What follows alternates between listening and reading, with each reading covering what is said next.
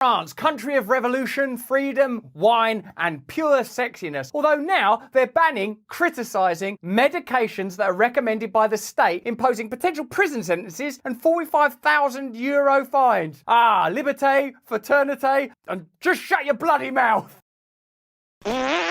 Hello there, you Awakening Wonders. Thanks for joining us on our voyage to truth and freedom. Remember, you can become a supporter of our content, get additional videos every week, and join us for conversations with journalists and put your own questions to them in case you don't think I asked the right questions, which I know for a fact I do. Now, if you're watching this in France, don't for a second think it's possible and plausible to criticise or speak out against medications. And let's face it, it means particularly and specifically recent gene therapies or vaccines or whatever you want to call them in that country, although you probably won't be able to call them anything soon. You certainly will not be able to criticise them. So what does it mean for the world and for France when laws are passed that seem just designed literally to prevent Pfizer's profit margin being negatively impacted? It's being called Article Pfizer because it sort of seems to literally mean don't criticise Pfizer, even though it's written in sort of vague language. Don't anyone criticise any medical measures recommended by the state. What, like that people are going to say, oh, don't take your chemotherapy, love, or people are going to say, don't get a pacemaker fitted, although ironically, heart disease and cancer are on the rise since around 2019, 2020 type time. I wonder why these laws are being passed. Let's get into it. So firstly, this is a post by Dr. Kat Lindley on X. Today, a law was passed in France qualifying any opposition to mRNA LNP injections as a sectarian aberration. It carries a penalty of up to 3 years imprisonment and €45,000. It will not tolerate any criticism of the therapeutic treatments which will be recommended or made obligatory by the state. Any person who dares to openly criticise these therapies will be liable to fines and imprisonment. It seems like an astonishing piece of legislature. So that's what's happening in France. But over in the UK, like Macron in France, we have a globalist leader in Rishi Sunak. And even if in the next election we change leaders, guess what we're getting? Another globalist leader. So perhaps legislation like this will be passed in the UK and maybe it's coming to the US. And if Canada haven't done it yet, I don't know what they're playing at. Let's have a look. Thank you, Mr. Speaker. Can the current Prime Minister think of anything he has promoted? This is Andrew Bridgen, who's been talking a lot about excess deaths and complex subjects. You can see him on our show Stay Free, click the link in the description. Here he is, as usual, in Parliament advocating for more stringency and analysis around the pandemic period. That's all he's asking for, and he's treated as a kind of lunatic as a result. Can the current Prime Minister think of anything he has promoted in partnership with huge businesses as safe and effective, which has ultimately harmed the British people? You hear the murmur of globalism in the background, whether it's in France, whether it's in Canada, whether it's in the UK. There is an institutional opposition to open conversation around this subject, and now legislation to prevent open conversation around this subject. That's without even recourse to the censorship laws in Ireland, Canada, the UK. Can you see what's happening? Or are you just a conspiracy theorist? And will he use this opportunity to correct that safe and effective statement, or will he choose the same line as Tony Blair, sit back, do nothing, and let the misery just continue to pile up? Prime Minister. Mr. Speaker, to what he was more broadly insinuating, let me be unequivocal from this dispatch box that COVID vaccines are safe. And in France, you can't say anything other than that. Mr. Speaker. And here is Rishi Sunak on GB News being questioned by a man who says he suffered from vaccine injury, which he wouldn't be able to say in France. My name is John Watt, and I'm one of the COVID vaccine injured in this country. I want you to look into my eyes, Rishi Sunak, and I want you to look at the pain, the trauma, and the regret I have in my eyes. That person, in case you're not in the British Isles, is a Scottish person behaving in a very Scottish fashion, which is to say emotional and aggressive, full on, and in this instance, correct. We have been left with no help at all. Not only am I in here that's vaccine injured, there's another man over there whose life's been ruined by that COVID-19 vaccine. I know people who have lost legs, amputations. I know people with heart conditions like myself, Rishi Sunak. He's so Scottish that this may not remain a verbal altercation for much longer. And I say this as a man who is married to a Scottish person. Why have I had to set up a support group in Scotland to look after the people that have been affected by that COVID-19 vaccine? Why are the people who are in charge, who told us all to do the right thing, have left us all to rot and left me and the thousands and the tens of thousands in this country to rot? we're actually going to extradite you to France right now. We were thinking Rwanda, but I think you'd be happier in France. In Scotland right now, according to the yellow card system, there are over 30,000 people that have had an adverse reaction to that vaccine and 200 deaths. John, thank you very much indeed for your question. Now, John, that's enough, even for GB News. For you to start doing the right thing, Mr. Rishi Sunak and the rest. You've made a really strong point, John. Prime Minister. Yeah, John, well, I'm very sorry to hear about your personal circumstances, and you said someone over here also seems to have suffered by a similar thing. Now, obviously, I don't know about the individual situation. Well, we just told you about it. Let's see you tiptoe through this little legal nightmare. That you're in. Silence, Rishi. We're silenced. Well, on I don't. social media and everything. Okay. We are silenced. We are the most silenced people in this country. Silence in the press because my story in the press Uh-oh, there's another one. had to go to the government for comment and they made them take all the stuff out. Forgive me both. Now look, we don't usually do this on GB News, and he will not come back. And the next one, who's just another version of him from the other party, he won't come here at all. So please, don't ruin this for us. I know, I'm happy. No one. Okay. John, no one is saying. No one's saying you are. Yeah, okay. I've lost my house, my wife. Right, okay, I'm going to have to physically come in now. We've lost the floor. In a way, that's what democracy and conversation looks like. People being able to express themselves, being able to express their emotions, being able to confront leaders with difficult truths. And look at what it's like. It's unusual, isn't it? It's unfamiliar. Rishi Sunak certainly don't seem to like it very much. And sir, you raised some very valid points, I'm sure. What I've got to say is, though, we haven't got you on microphone, and as you know, we've got to get through this. I'm sure we can raise your points with the Prime Minister at a later date. When? When he's not Prime Minister anymore? But in the meantime, Prime Minister, if you could cover the issue. I'm very happy to. Yeah, no, I like stuff like this. I'm used to having difficult conversations. Like sometimes me and the wife talk about how much tax we should pay in this country and how much money Infosys should get from government contracts. And it can get quite heated sometimes because sometimes she thinks I should give a bit more. So there is a vaccine compensation scheme that's in place, as you alluded to, in the NHS. Obviously, everyone individually will work through their cases. It's difficult for me to comment on anyone's individual case. I'm sure you'll appreciate that. We can't bring you this paradigm-shattering content without your love and the support of our partners. Today, it's the Wellness Company. Now, you're probably going to travel soon. Are you going to travel soon? Are you allowed to travel soon? If you do, lightheadedness from elevation, changes to gut issues, companies, travel. This kit has everything you need to tackle unforeseen situations and unpleasant surprises. 6 versatile prescription medications. Additional over-the-counter. A reliable doctor. Not like Fauci. What's the catch? Well, no doctor's going to stock you up on preventative travel meds because they just won't do that, will they? Especially now they've been co-opted by Big Pharma. But the Wellness Company can. Their seamless digital process removes the red tape and equips you with peace of mind before you travel. Having this kit in tow means you avoid international hospitals, unexpected expenses and insurance headaches. There's nothing worse than spending money on a trip that you didn't even get to enjoy. Go to twc.health/brand and use code BRAND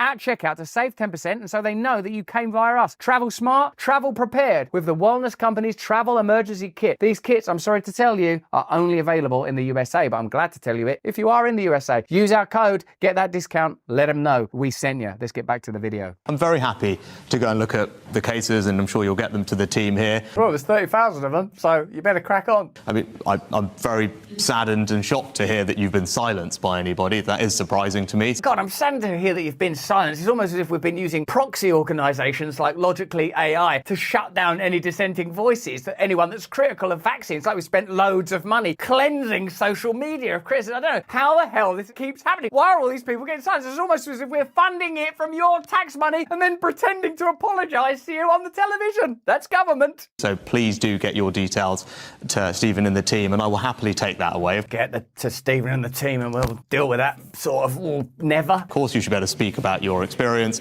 what's happened to you. And as I said, we have a compensation scheme in place for that, and I'll make sure that we're working through that. We've got a compensation scheme for these 100% safe vaccines. Doesn't make sense really, because 100% safe would mean you wouldn't need any compensation. France! Vive la France! Stop the questioning! I'd like to take this opportunity to announce that we are now part of the People's Republic of France. So maybe zip it. I think look, the last thing I'd say is, we went through a pandemic. like everyone else. Some of us made a lot of money during the pandemic, unlike everybody else. At the points when it came to the vaccine, those decisions were always taken on the basis of medical advice from our medical experts. Good, and I suppose you've got the WhatsApp messages to... You deleted them, factory settings, was it?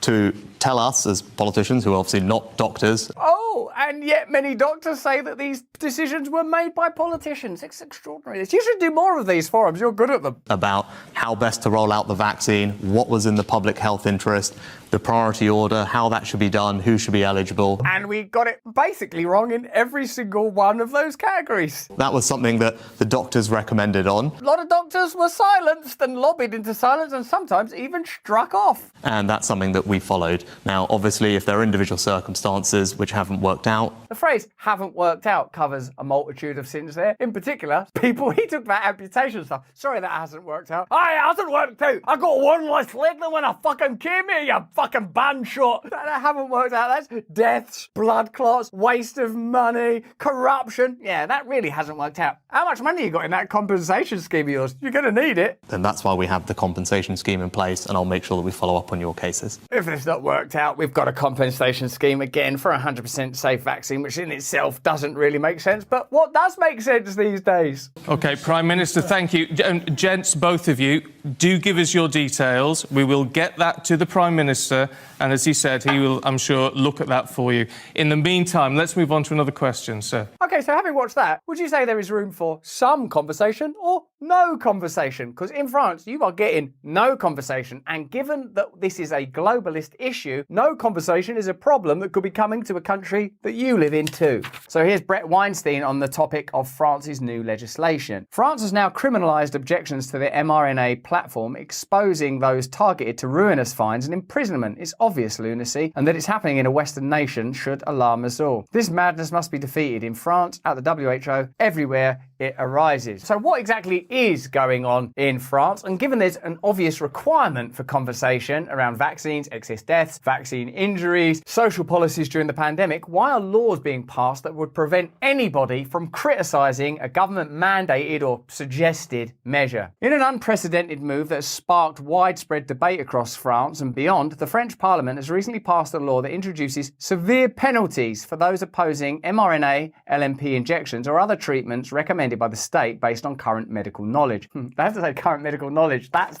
in case, oh, well, it was the current medical knowledge then. Yeah, well, guess what the current medical knowledge is? Current medical knowledge is this guy's got one less leg than he had this morning. I'm sick of it, pal! As of today, criticism of such therapeutic treatments, when deemed obligatory or recommended by the state, could result in up to 3 years of imprisonment or a fine of €45,000. This bold legislative step, quickly dubbed Article Pfizer by critics, represents a significant shift in the balance between public health policy and individual freedom of expression. There's a lot of it about, isn't there? How often are we seeing government policies leading to repression or suppression of free speech? Have you noticed it in your country? I certainly have noticed it. By God, I've noticed it. In particular, censorship specifically of content we've been making. The core of the controversy lies in the creation of a new criminal offence targeting individuals who encourage others to withhold from medical treatments that are considered appropriate according to the prevailing medical standards. They have to always have like an adjective or a caveat because they know that medicine evolves and changes. That is the nature of science, even if there is nothing malfeasant at play. The law specifically targets the resistance to mRNA treatment, positioning it as a cornerstone in the fight against future pandemics. This move has been interpreted by many as an anti-democratic manoeuvre, stifling any opposition or critique of the state-endorsed medical treatments under the heavy hand of legal penalties. Remember, the WHO treaty would mean that your country would have to provide 5% of your health budget, that your nation would have to abide by WHO regulations, which just essentially makes it legislation, whether that's mandated medicines or lockdowns. And it's not even just pandemics, it could be climate-related or terrorism. It's an extraordinary bill that should be opposed. The passing of the law came with minimal debate within the Parliament, a fact that has only fueled the outrage among its detractors. Critics argue that the law not only undermines the democratic process by limiting the scope of public discourse on health policy, but also prejudges alternative medicine and potential whistleblowers who may have valid concerns about mRNA technology or other treatments. I mean, certainly it seems, doesn't it, that there are at least some valid concerns, or are there none? Should there be a law that prevents those concerns being communicated? Is that what you've learned in the pandemic period? Do you know what I've learned in the pandemic period? Dissent should continue to be shut down. Expert opinion should continue to be censored. Authority should be further centralised in the favour of governments and corporations. Is that the message of the pandemic period? Because that ain't the message that I received. Labelled Article Pfizer, the law is seen as emblematic of a broader trend towards increasing state control over public health narratives and personal health choices. The nickname itself referencing one of the major pharmaceutical companies behind the development of mRNA vaccine technology hints at the perceived alignment between government policy and the interests of big pharma. What? No, I never noticed. Raising questions about the influence of pharmaceutical companies on health policy. Furthermore, the timing and urgency of the law's enactment with warnings of an imminent next pandemic and the positioning of mRNA technology as the sole solution adds layers of complexity to the debate. The law raises critical questions about where the line should be drawn between preventing harmful misinformation and preserving the right to free speech and open debate on medical treatments. As France steps into uncharted territory with the enactment of this law, the international community watches closely. The implications of such a legal framework extend beyond the borders of France, potentially setting a precedent for how governments around the world might seek to regulate public discourse on health and medical treatments in the future. In conclusion, the recent enactment of the law penalising opposition to state-recommended mRNA treatments in France marks a significant moment in the ongoing discussion about the role of government in regulating health policy and preserving public safety. While intended to combat misinformation and protect public health, the law's critics see it as a concerning move towards limiting free speech and privileging certain medical treatments over others. As the world continues to navigate the complexities of public health in an ever-evolving landscape, the debate over Article Pfizer serves as a poignant reminder of the tensions between collective safety and individual rights. It also demonstrates that there can be no financial ties between political figures and organisations and corporations of that size and scale that you don't want when laws like this are being passed. Any sense that it could be advantageous to Pfizer's bottom line or Pfizer's agenda. You also don't want to feel the sense that there's a globalist agenda in which individual nations pilot particular pieces of legislation before they become immersive, ubiquitous and total, as seems to be the case with various censorship laws around the world, and now in this one, the further oppression of free speech in order to achieve what goal? That there's so much misinformation about chemotherapy or heart tablets or asthma inhalers that people just start abandoning them. Has there ever been a medical emergency of this variety ever before? Do you ever recall like a huge movement opposing successful medical treatments? Of course, there have always been people that are critical, cynical, skeptical and inquiring around vaccines. And if you look at some of the information available in those quarters, it certainly is interesting to review, shall we say. But the idea that the state, given their relationship with global corporations, has only your interests in mind. In order to protect you, we're going to fine you and imprison you. Oh, thank you very much, monsieur. Doesn't make sense, does it? And having seen that bit of footage of dear globalist Rishi Sunak pilloried